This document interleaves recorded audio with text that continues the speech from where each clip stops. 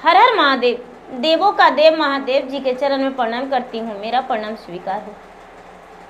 मैया गौरी पार्वती के चरण में प्रणाम करती हूँ, मेरा प्रणाम स्वीकार हो। गणपति ललनमा के चरण में प्रणाम करती हूँ, मेरा प्रणाम स्वीकार हो। सब गुरु भाई बहना के चरण में प्रणाम करती हूँ, मेरा प्रणाम स्वीकार हो। माता और पिताजी के चरण में प्रणाम करती हूँ, मेरा प्रणाम स्वीकार हो। गुरु भाई बहना, मैं एक कथा सुनाने जा रही हूँ। इस कथा को पूरा सुनिए और रह जानिए। आदि नहीं, आदि सुनने में शिव गुरु का अपमान होती है, पूरा सुनने में ज्ञान होती है। इसलिए कथा को पूरा सुनिए और रह जानिए। हर हर महादेव, घर घर महादेव। गुरु भाई बहना, एक समय की बात है, एक गांव में एक गरीब परिवार ब्राह्मण रहा करते थे। गरीब परिवार थे लेकिन वो शिव परिवार थे, शिव के परिवार थे, शिव से जुड़े हुए थे, शिव गुरु का भक्त थे, शिव गुरु का शिष्य थे। ओ शिव गुरु का पूजा पाठ करते थे और अपना प्रतिपाल करते थे, लोग के घर में पूजा कराया करते थे। शिव भक्त जो ब्राह्मण थे, उनका पत्नी नहीं थी, उनका एक कन्या थी। और धीरे धीरे धीरे धीरे वो कन्या बड़ी हो गई। जब वो कन्या बड़ी हो गई तो ब्राह्मण का सर का बोझ लगने लगा कि मेरे घर एक कन्या है, अब मैं इसका विवाह कैसे करूंगा, इसका विवाह किस घराने में करूं, इतना महंगी का जमाना है, तिलक दहेज लगेगा, बारात का खर्चा, और मेरे पास तो 2 वक्त का रोटी भी नहीं है, तो हम क्या करें। रात दिन चिंतित रहते थे। एक दिन ब्राह्मण कन्या बोली, पिताजी प्रतिदिन आपका चेहरे पर घुटन मुझे नजर आता है, आप प्रतिदिन उदास रहते हैं, आखिर क्या कारण है पिताजी, इतना उदास क्यों रहते हैं, हमें बताइए। ब्राह्मण कहते हैं, बेटी अपना दर्द किससे बांटूं, भगवान तो मेरा दर्द बांटने वाला छीन लिए, तो मैं अपने आप घुटता हूं, क्या कहूं तुमसे, बात बता नहीं सकते हैं। ऐसा बात ब्राह्मण सुने तो कहते हैं कि नहीं, ऐसा बात ब्राह्मण की कन्या सुनी तो कहती है कि नहीं पिताजी, यदि मुझसे नहीं बताएंगे तो मैं अपना जान प्राण दे देंगे। ब्राह्मण कहने लगे, बेटी मैं क्या करूं, मैं तो कितना हूं मांगता हूं, लेकिन बस 2 वक्त का रोटी ही पूरा होता है, और तुम बड़ी हो चुकी हो, तो हम दूर मांगने के लिए भी नहीं जा सकते हैं, पूजा पाठ कराने के लिए भी तुम्हें छोड़कर ज्यादा दूरी देश प्रदेश नहीं जा सकते। इसीलिए मेरा मन में बारंबार लगते रहता है कि मैं क्या करूं, मेरे पास तो कोई उपाय नहीं जिससे मैं तुम्हारा शादी ब्याह अच्छे घराना में कर सकूं। ब्राह्मण की कन्या कहती है कि पिताजी, यहाँ के जो मुखिया जी हैं उतना गरीबों में दान देते हैं, वो किस दिन काम आएंगे। मुखिया जी के घर जाइए पिताजी, और मुखिया जी से कहिए कि मेरा बेटी का ब्याह करना है, कुछ दीजिए, मदद कीजिए। तो बोले, नहीं बेटी, मुखिया जी वैसे लोगों को नहीं दान देते हैं, मुखिया जी उसी को देते हैं जो आगे पीछे उनका चलता है। बोले, देखिए पिताजी, आप जाके कुछ कहानी सुना दीजिएगा तो आपका 2 पैसे बन जाएगा। वो ब्राह्मण मुखिया जी के घर गए, और मुखिया जी के घर गए तो मुखिया जी पूछे कि बोलिए ब्राह्मण किस लिए आए हैं, आइए पंडित जी बैठिए। पंडित जी का तो आसन ग्रहण करने को लिए मिल गया, जलपान करने के लिए पूछे तो बोले कि मैं तो सुबह सुबह का वक्त है, अभी तो दतवन नहीं किए हैं। बोले कि तो दतवन कर लीजिए और कुछ भोजन कर लीजिए। पंडित जी सोचते हैं कि हम भोजन कर लेंगे तो मेरा बेटी भूखी रह जाएगी, बोले कि स्नान करके पूजा पाठ करेंगे तभी तो हम भोजन करेंगे। बोले कैसे आना हुआ था? तो नहीं, ऐसा कोई बात नहीं। मुखिया जी बोले कि सुने हैं पंडित जी आपका तो बड़ी कथा कहानी कहते हैं, कुछ ज्ञान के 2 बात हमें भी दे दीजिए जो हमें आगे दिन का काम आएगा।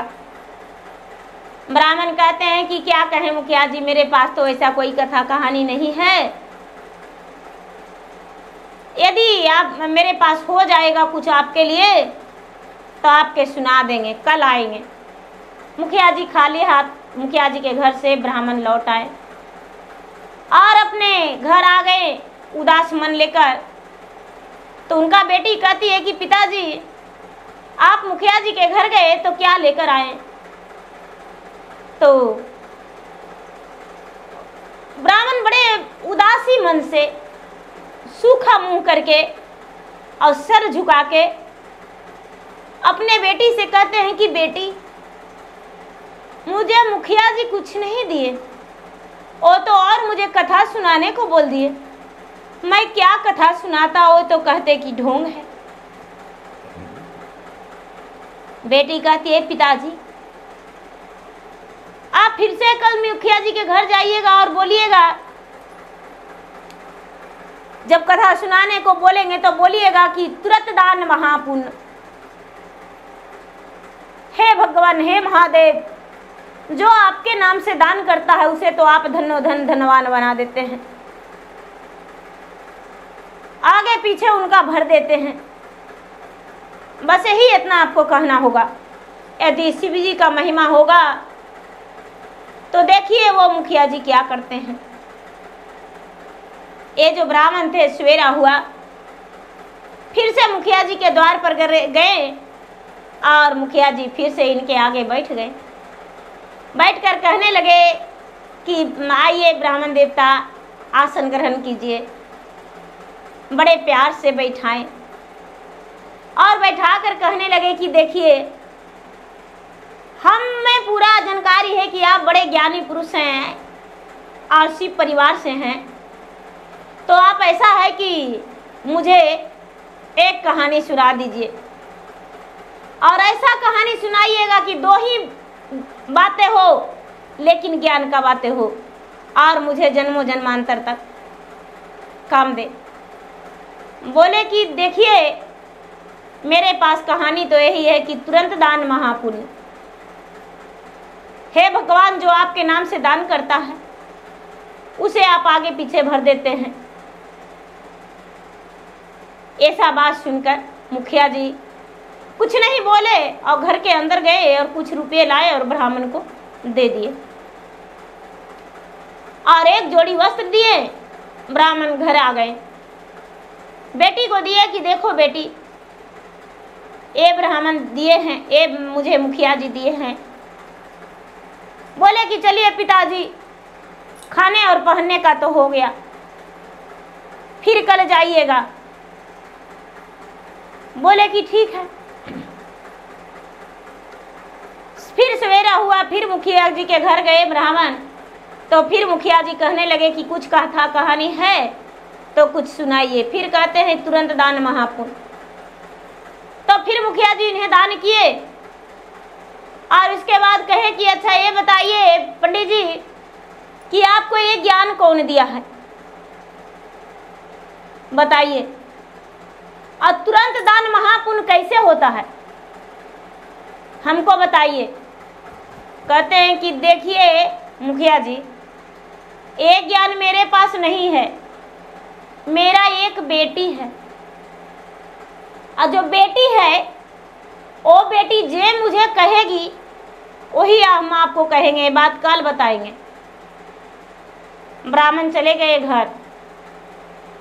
ये मुखिया जी बोले कि यदि पंडित जी आप नहीं इसका जवाब दीजिएगा तो आपको फांसी का सजा हो जाएगा। पंडित जी चल गए घर और घर जाकर बड़े मुंह लटकाए हुए बेटी के पास बैठ गए।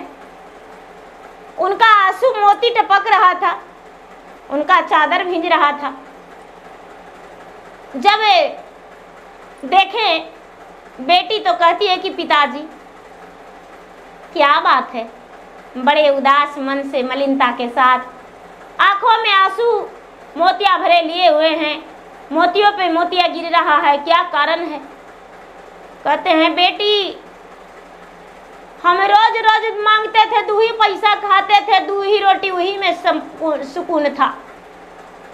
इतना मनी मुखिया जी दे दिए बेटी कि कल फांसी चढ़ना पड़ेगा। बेटी कहती है नहीं पिताजी, उसके पास मेरे पास जवाब होगा। क्या बोले हैं मुखिया जी, हमको जरा बताइए। ब्राह्मण कहते हैं कि मुखिया जी बोले हैं कि तुरंत दान महापुण्य के मतलब क्या होता है, यदि नहीं बताइएगा तो हम फांसी दे देंगे। बेटी कहती है कि पिताजी कल सुबह सुबह जाइएगा और दरवाजा ढकढका के और खुलवाइएगा केवाड़ी। मुखिया जी निकलेंगे तो आपको गुस्सा से डांटेंगे, तो हंस के बोलिएगा कि मुखिया जी हम वही बतिया के उत्तर देने आए हैं। तो मुखिया जी बात सुनकर जाएंगे, जो आप कहिएगा। तो बोलेंगे क्या? तो आप फुलवारी में जाइए, आपका जो फुलवारी है उस फुलवारी में जाइए, आपको पता चल जाएगा। बोले ठीक है। ब्राह्मण जो थे ठीक 4 बजे वे मुखिया जी के दरवाजा पर गए और उनका बेल दबाने लगे। जब दबाने लगे तो उनका घर में टनाटन बजने लगा। मुखिया जी का नींद टूट गया।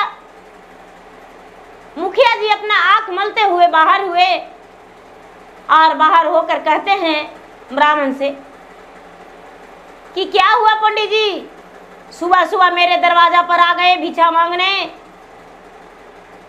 जाइए, अभी कुछ नहीं देंगे, अभी सवेरा नहीं हुआ है, किरण का लाल ही नहीं उगा है, चिड़िया नहीं चहचहा रही है और आप मेरे दरवाजा पर आ गए। ब्राह्मण कहते हैं कि मुखिया जी मुहूर्त खत्म हो जाता, और मुहूर्त खत्म हो जाता तो बताने से क्या फायदा, आपका प्रश्न का उत्तर देने आए हैं। बोले कैसा?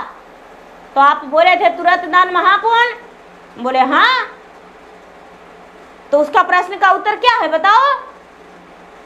ब्राह्मण कहते हैं कि पंडित जी, मुखिया जी जाइए अपना बगीचा में, आप तो रोज जाते हैं धूप उगने के बाद ना, इस वक्त जाइए, इसका जवाब मिल जाएगा।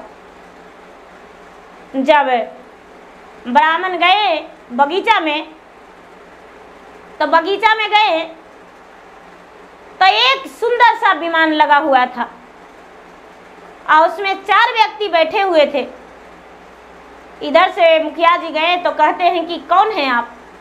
तो मुखिया जी आपको ले जाने आए हैं इंद्रलोक, घुमाने को लिए स्वर्ग लोक, बैठिए, महादेव जी भेजे हैं ये विमान आपके लिए, बैठिए। मुखिया जी बैठ गए और बैठ के चले गए स्वर्ग लोक। स्वर्ग लोक गए तो देखते हैं कि खूब सुंदर सुंदर फुलवाड़ी लगा हुआ है, दूध के नदियां बह रहा है, जल के भी नदियां बह रहा है, और सुंदर सुंदर महल बन रहा है। दाई दासियां लगे हुए हैं फूल तोड़ने में, माला गुथने में, भगवान के भक्ति में, और राजा ये सब दीप जोत जलते हुए, पूजा पाठ होते हुए देखें तो इनका बड़ा आनंद मिला। और फुलवारी में जाकर पूछे कि ये किनका फुलवारी है? तो कहते हैं कि क्या बताएं, मिर्ता भुवन में एक मुखिया जी हैं, वो बड़े दानी हैं, हर कोई के कुछ ना कुछ दान करते हैं, उन्हीं का ये फुलवारी है। मुखिया जी का मन गदगद हो गया। वहां से गए तो जो गंगा में दूध और जल बह रहा था, कहते हैं कि किसकी धारा जा रहा है?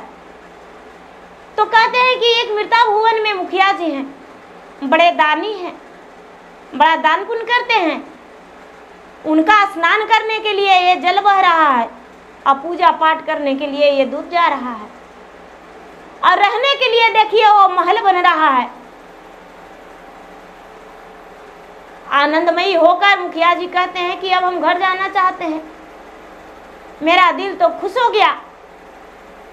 आ गए मुखिया जी और आके उनको दिल और चैन छिना गया। पूरा व्याकुल हो गए कि यदि वो कन्या से विवाह कर लेंगे तो मेरा जीवन संवर जाएगा, मेरा जिंदगी तर जाएगा। इससे बड़ा क्या हो सकता है, यदि उससे ब्याह कर लेंगे तो मेरा जिंदगी में सब कुछ हो जाएगा। वो कन्या अंतर्यामी है। वो ब्राह्मण के घर में वो कन्या क्या कर रही है? सुबह हुआ तो फिर से ब्राह्मण उसके घर गए तो ब्राह्मण को अपने सिंहासन पर बैठाए और सिंहासन पर बैठा के उनका चरण बड़े सोने का थाल में धोए और धोकर उनका आशीर्वाद लिया और कहते हैं कि ब्राह्मण देवता, मैं आपसे एक प्रश्न करना चाहता हूं। ब्राह्मण बोले कि क्या? तो देखिए, आपका जो कन्या है उसे तो ब्याह करना है। बोले कि हाँ, ब्याह तो करेंगे। बोले देखिए, उस कन्या के ब्याह के लिए हम मदद करना चाहते हैं आपको। ब्राह्मण बड़े प्रसन्न हुए, खुश होते हुए बोले कि इससे बड़ा बात क्या हो सकता है महाराज, यदि आप मदद कर सकते हैं तो अच्छा की बात है। बोले कि तो सुनिए, उस कन्या से विवाह मुझे कर दीजिए। ब्राह्मण का शरीर कांप उठा, रोम रोम गिर गया और इनका शरीर में थरथराहट होने लगा। चेहरे का खुशी गम में बदल गया और कहने लगे कि नहीं, आप जो हैं 50 वर्ष के हैं और मेरा बेटी 16 वर्ष की, आपसे ब्याह नहीं कर सकते हैं अपना बेटी का। और इतना कह के वहां से उठ गए। मुखिया जी बोले कि यदि तू अपना बेटी से ब्याह नहीं करेगा मुझे तो तुझे फांसी का सजा दे देंगे और तेरा बेटी को तो जबरदस्ती हम अपना ब्याह करके लाएंगे, दुल्हन बनाएंगे। ये बात सुनकर और ब्राह्मण भागते हुए अपना घर गए और जाते जाते जाते जाते दरवाजा पे चौखट से ठुकराकर जोर से गिर गए। और जब गिर गए तो बेटी जाके कहती, अरे गिरने का क्या आवाज है, कौन सी गिर गया?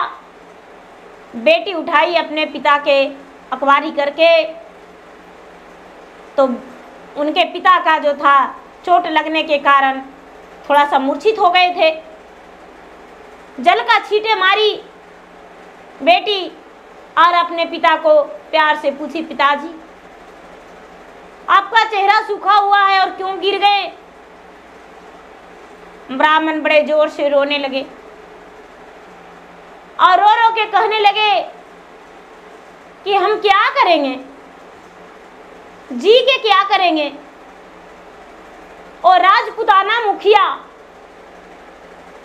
50 वर्ष का है और मेरा बेटी 16 वर्ष के, मेरा बेटी से ब्याह करने को लिए कहता है। हम नहीं करेंगे उससे ब्याह, एक गरीब ब्राह्मण के घर में करेंगे, लेकिन राजपुताने घर में नहीं ब्याह करेंगे। ये बात सुनकर बेटी हंसते हुए कहती है कि पिताजी चिंता मत कीजिए, आपका बेटी का ब्याह एक गरीब परिवार में नहीं सुखी परिवार में होगा, ब्राह्मण कुल में होगा। लेकिन आप इतना चिंता क्यों कर रहे हैं? कल सवेरा जाइएगा और फिर से बैठिएगा, वो आएगा, मुखिया बोलेगा क्या है, क्या संदेशा लेकर आए हैं? तो कहिएगा कि आपके पास एक कथा सुनाने आए हैं। वो पूछेंगे क्या, तो बोलेंगे कि सबसे पहले मुखिया जी आपके लिए जमीन पर जगह नहीं है और फुलवारी में आपके लिए डोली लगा हुआ है, विमान लगा हुआ है, आपको बुलावा आ गया है। बोले कि ठीक है। ये ब्राह्मण गए सवेरे सवेरे जाकर दरवाजा ढकढकाए। मुखिया जी बाहर आए, सोचे कि लगता है ब्राह्मण का मन हो गया मेरा से ब्याह करने के लिए, हम ब्याह करके आवाज तो धनी हो जाएंगे, आज ही कर लेंगे। बाहर निकले और बाहर निकल के और गुरु भाई बहना कहने लगे कि क्या संदेशा लाए हैं ब्राह्मण। तो ब्राह्मण कहते हैं कि मुखिया जी इस जमीन पे आपको रुकने के लिए जगह नहीं है और फुलवारी में आपके लिए डोली लगा हुआ है, जाइए, आपको तो स्वर्गलोक में बुलावा आ गया है। जब राजा जाके देखे फुलवारी में तो सचमुच में स्वर्गलोक के लिए डोली लगा हुआ था विमान। राजा बैठ गए और विमान उड़ गया। विमान जब उड़ गया तो राजा चल गए स्वर्गलोक। तो स्वर्गलोक आ गए तो बहुत सारा राजा को मारने को लिए, कोई गदा से, कोई डंडा से, कोई हाथ से, कोई लात से, कि अरे पापी आ गया है, पापी आ गया है, इसके लिए जगह नहीं है, ये पापी आ गया है, पापी आ गया है, ये दानी नहीं है, ये पापी है। राजा चीखने चिल्लाने लगे कि भाई मुझे मत मारो, मुझे मत मारो, मैं पापी नहीं हूं। वहां तो गदा पड़ने लगा और कोई लात, कोई हाथ, कोई डंडे, कोई पैने देने लगा और जो खून पीप के धारा बह रहा था उसमें राजा को जीते जी टेलने को लिए सभी तैयार हो गए। राजा हाथ जोड़ के गिड़गिड़ाने लगे कि भाई मैं कौन सा पाप किया हूं, मैं कोई पाप नहीं किया हूं, हमें जान बचा दो, हमें जान बचने दो, हम कोई पाप नहीं किया हूं। जब राजा गिड़गिड़ाने लगे, हाथ जोड़ने लगे, ये मुखिया जी गिड़गिड़ाने लगे, हाथ जोड़ने लगे, तो सभी लोग स्वर्गलोक के कहने लगे कि भाई इस गलती को माफ कर दो और ब्राह्मण के बेटी से और ब्याह करोगे। तुम्हें दिखता नहीं है कि उसके उम्र का तुम्हारा बहू और बेटी है और उस पे तूने नजर डाल दिया। पापी दुष्ट, उस शिव परिवार, शिव भक्त की बेटी है और शिव भक्त वो है, मानव महादेव का बेटी है और तूने उस पर अपना बुरा नजर डाल दिया। ये मुखिया जी बड़ा गिड़गिड़ाते हुए, हाथ पांव जोड़ते हुए कहने लगे कि नहीं, हम ऐसा नहीं करेंगे। बोले कि तो ठीक है, ब्राह्मण से माफी मांग लेना, तब तक तुम्हारा कल्याण होगा, और नहीं तो तुम्हें लाके और इसी नाली में डाल देंगे। जब वहां से मुखिया जी आए, घर आए, दौड़े दौड़े भागते भागते ब्राह्मण के घर गए और ब्राह्मण के पैर पकड़ के गिड़गिड़ाने लगे कि ब्राह्मण देवता हमें माफ कर दीजिए, हमसे बड़ा भूल हो गया, गलती हो गया। आप तो पूजनीय हैं, आपका तो चरण पूजने का मन करता है और लोग पूजा करते हैं आपका चरण का, और मैंने उसी चरण को पूजा करने के बजाय मैंने इतना गलत पाप सोच लिया था। अब ऐसा नहीं करेंगे, मुझे क्षमा कर दीजिए। और ऐसा कह के और क्षमा मांगे। ब्राह्मण ने क्षमा कर दिए। ब्राह्मण के बेटी के ब्याह के लिए मुखिया जी बहुत दान दिए। ब्राह्मण अपने बेटी के ब्याह एक अच्छे कुल और अच्छे घर घराना में ब्याह किए। बेटी सुखी संपन्न जीवन बिताई, ब्राह्मण भी सुखी रहे। तो महादेव का शक्ति अपरंपार है। महादेव जो हैं अपना लीला रचाने के लिए नहीं छोड़ते हैं, लेकिन अपना दया भी सब पे बरसाते हैं। तो गुरु भाई बहना, मेरा वीडियो अच्छा लगे तो मेरा वीडियो को लाइक करें, शेयर करें। चैनल पर यदि नए हैं तो चैनल का सब्सक्राइब करें, बेल आइकन घंटी को दबाएं, जो कि मेरा वीडियो का नोटिफिकेशन सबसे पहले आपके पास जाए और आप मेरा वीडियो का सुन सके, देख सके और लाभ उठाएं। धन्यवाद। हर हर महादेव, घर घर महादेव। प्रेम से बोले शंकर भगवान की जय।